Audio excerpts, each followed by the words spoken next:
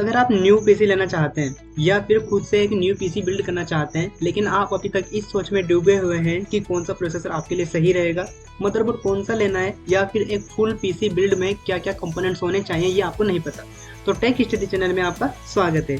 इस वीडियो के जरिए मैं आपको गाइड करूंगा एक new budget friendly PC build करने में। जब आप न्यू पीसी लेना चाहते हैं तो आपके पास दो ऑप्शंस होते हैं, या तो आप ऑफलाइन मार्केट में जाकर वहां से बाई कर सकते हैं या फिर खुद से कंपोनेंट को ऑनलाइन ऑर्डर करके भी पीसी बिल्ड कर सकते हैं। जैसा आपको सही लगता है वो आप कर सकते हैं। एक न्यू पीसी लेने से पहले सबसे इम्पोर्टेंट ये जानना है कि हमारा यूज केस क्या है, मतलब किस काम के लिए हम न्यू पीसी ले रहे हैं। ऑफिस वर्क के लिए, कोडिंग के लिए, गेमिंग के लिए या फिर एडिटिंग के लिए।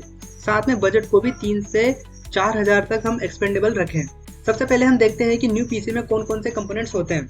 एक सीपीयू यानी कि हमारा प्रोसेसर, मदरबोर्ड जहां पर प्रोसेसर लगेगा, रैम, स्टोरेज, पावर सप्लाई और केस मतलब बॉक्स जिसमें हम ओवरऑल सीपीयू कहते हैं, जिसके अंदर फैन, प्रोसेसर, रैम, रोम ये सब लगे होते हैं, उसे हम केस कहते हैं। अब सीपीयू सिलेक्शन से शुरुआत करते हैं। पीसी में प्रोसेसर को प्रायोरिटी देते हैं, यानी कि हमारा सीपीयू प्रोसेसर जितना लेटेस्ट होगा उतना ही पावरफुल होगा और हमारा कंप्यूटर भी उतना ही फास्ट काम करेगा। मार्केट में वेराइटी ऑफ प्रोसेसर हैं, उनके अलग अलग वर्जन हैं, अलग अलग ब्रांड्स हैं। आपको कैसे प्रोसेसर का चुनाव करना है उसके लिए आप मेन 3 से 4 पॉइंट प्रोसेसर के बारे में ध्यान रखें, जैसे core, threads, speed in gigahertz and generation. Core को ऐसे समझो जैसे किसी फैक्ट्री में वर्कर होते हैं काम करने के लिए, जितने ज्यादा वर्कर काम उतना ही ज्यादा फास्ट होगा। एक कोर में 2 थ्रेड्स होते हैं, इसे ऐसे मानो कि एक वर्कर के अंडर भी 2 और वर्कर काम कर रहे हैं। कोर और थ्रेड से ही आपको पता लगेगा कि प्रोसेसर मल्टीटास्किंग के लिए है या नहीं। यूज केस के अकॉर्डिंग मैं आपको सजेस्ट करूंगा कि कितने कोर और थ्रेड्स मिनिमम होने चाहिए। ऑफिस वर्क के लिए 4 कोर, कोडिंग के लिए 6, गेमिंग के लिए 6 या 8 कोर आप ले सकते हैं, एडिटिंग के लिए 8 प्लस कोर या 16 प्लस थ्रेड्स आप चूज कर सकते हैं। ये सारी मिनिमम रिक्वायरमेंट्स है, इससे नीचे मैं आपको रिकमेंडेड नहीं करूंगा, बेटर होगा आप अपना बजट ही इंक्रीज करें। इसके बाद हम चेक करेंगे प्रोसेसर की क्लॉक स्पीड। स्पीड को गीगाहर्ट्ज में मेजर करें। जब आप यूज केस के अकॉर्डिंग सीपीयू में कोर और थ्रेड्स को सेलेक्ट कर लें, फिर आप हायर स्पीड वाले सीपीयू को चूज करें जो आपके बजट में आता हो। यूज केस के हिसाब से मैं सजेस्ट करूंगा कि आप स्क्रीन पर जो इमेज दिखाई दे रही है उसे फॉलो करें।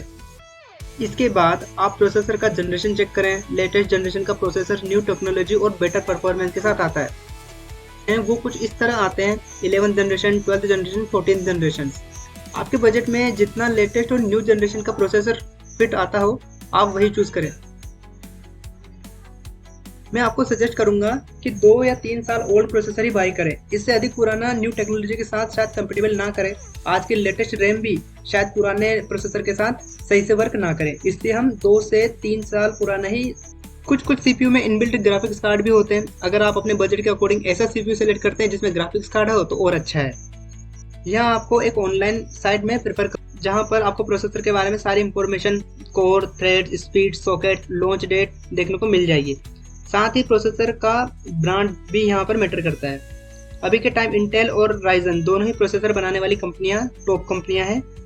मैं सजेस्ट करूंगा कि अगर आप पीसी केवल सिंगल यूज के लिए, फॉर एग्जांपल एमएस ऑफिस पर वर्क करना या कोई ओल्ड गेम खेलना, तो आप इंटेल के प्रोसेसर को प्रायोरिटी दे सकते हैं। लेकिन अगर आप वीडियो एडिटिंग और आज के मॉडर्न गेम्स खेलने के लिए पीसी लेते हो, आप राइजन को चूज कर सकते हैं जो मल्टीटास्किंग के हिसाब से बेस्ट है। तो अभी तक हमने केवल सीपीयू यानी प्रोसेसर को चूज करने के बारे में कुछ बातें सीखी हैं। सीपीयू के बाद सेकंड मोस्ट प्रायोरिटी पर आता है मदरबोर्ड। मदरबोर्ड का चुनाव अगर हम सही से नहीं करते हैं तो फ्यूचर में न्यू टेक्नोलॉजी के साथ कंपेटेबिलिटी प्रॉब्लम फेस करनी पड़ सकती है।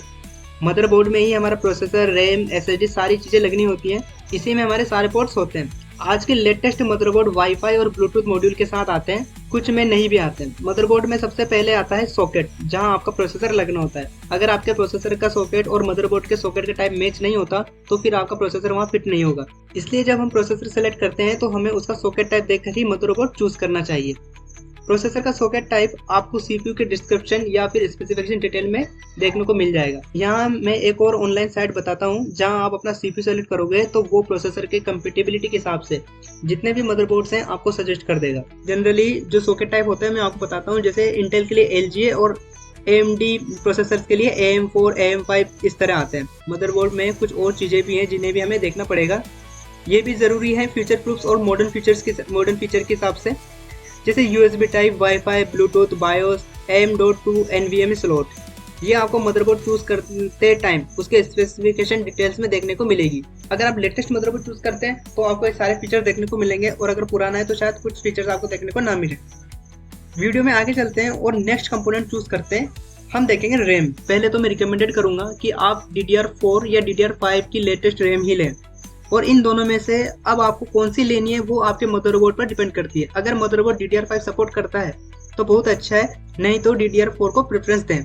रैम कितनी इंपॉर्टेंट है वो आपको बताता हूँ। आप जब कोई प्रोग्राम ओपन करते हो, मान लो ब्राउजर, कोड एडिटर, गेम या कुछ भी, तो वो सबसे पहले रैम में जाती है। वहां से CPU उसको फास्ट एक्सेस कर सकता है। स्क्रीन पर जो डाटा है उस हिसाब से आप साइज सेलेक्ट कर सकते हैं, पर मिनिमम 8 GB तो आपको लेनी है। इसमें आप सिंगल चैनल मतलब केवल एक स्टिक रैम 8 GB या 16 GB कंपेरिजन में डुअल चैनल को प्रेफरेंस दें, ज्यादा बेटर होगा। क्योंकि डुअल चैनल मतलब 16 GB की जगह दो हम 8 GB की रैम ले सकते हैं। 2 स्टिक काफी फास्ट होती है और स्मूथ परफॉर्मेंस भी प्रोवाइड करती है। कुछ ब्रांड्स के नाम मैं सजेस्ट करूंगा जैसे क्रूशियल, क्रॉसहेयर एक्सेट्रा। नेक्स्ट हम स्टोरेज की तरफ चलते हैं। इसमें हमारे पास 2 ऑप्शंस आते हैं, SSD और HDD। मैं SSD को ही सजेस्ट करूंगा, क्यों वो समझो। आपका स्टोरेज ही डिसाइड करता है कि PC कितनी फास्ट बूट करेगा, विंडो गेम्स कितनी फास्ट ओपन होंगे, फाइल ट्रांसफर कितनी तेजी से होगा और एडिटिंग के टाइम कितनी स्पीड मिलेगी। ये सब डिपेंड करता है आपके स्टोरेज पे, यानी कि रोम पे। HDD में भी मैं प्रेफरेंस दूंगा NVMe SSD को, और मदरबोर्ड में भी हमें ध्यान रखना है कि एक्स्ट्रा स्लॉट M.2 हो, ताकि फीचर्स में हम रैम को अपग्रेड कर सकें। अगर बजट लो है तो आप फिर SATA SSD ले सकते हैं, ये भी HDD के मुकाबले फास्ट होती है। कितनी साइज की लेनी है वो भी आप स्क्रीन पर डेटा से आइडिया लगा सकते हैं। कुछ trusted brands Crucial, Samsung, Corsair market में है। नेक्स्ट आते हैं PSU यानी कि पावर सप्लाई यूनिट्स पर। PSU आपके मदरबोर्ड पर लगे सारे component CPU, GPU, motherboard, SSD और फैन को पावर सप्लाई करता है। गलत PSU का चुनाव आपको भारी पड़ सकता है। ये डैमेज कर सकता है आपके कंपोनेंट्स को, रैंडम सिस्टम फेल हो सकता है या फिर बूट फेलियर भी हो सकता है। इसलिए मैं प्रेफरेंस दूंगा ब्रांडेड और रिलायबल PSUs को। जब आप PSU बाय करते हो तो ये वोल्टेज के हिसाब से आता है। अभी तक कंपोनेंट चूज किए हैं, ये कितने वॉट पर काम करते हैं उस हिसाब से PSU भी चूज करना पड़ेगा। स्क्रीन पर रिकमेंडेड वॉट प्रेफरेंस किया है, आप PSU चूज करते वक्त इसे फॉलो कर सकते हैं। PSU आपको रेटिंग के अकॉर्डिंग भी देखने को मिलते हैं। आप उसके यूज केस के हिसाब से कौन सी रेटिंग सही होगी आपको स्क्रीन पर दिखाई दे रही है। वीडियो को पॉज करके आप यहाँ से नोट कर सकते हैं। अभी जो कंपोनेंट हमने चूज किए हैं उन्हें असेंबल भी तो करना है, और इसके लिए चाहिए होगा हमें एक बॉक्स जिसे हम कहते हैं कैबिनेट भी चूज करने से पहले हमें देखना होगा कि हमारा जो मदरबोर्ड है वो उसमें फिट होगा या नहीं। इसलिए हम पहले मदरबोर्ड की साइज देखेंगे और फिर कैबिनेट बाई करेंगे।